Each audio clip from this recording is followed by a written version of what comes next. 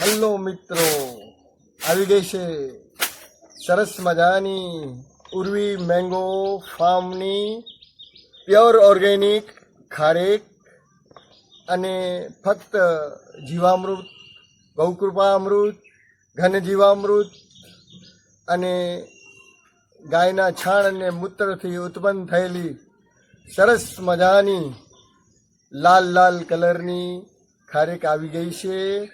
અને મુંબઈમાં સર્વત્ર આ ખારેક આપને મળી જશે. અને ખાસ અચૂક ખૂબ જ સરસ મજાની મીઠી અને મધુરી ખારેકનો લાભ લ્યો.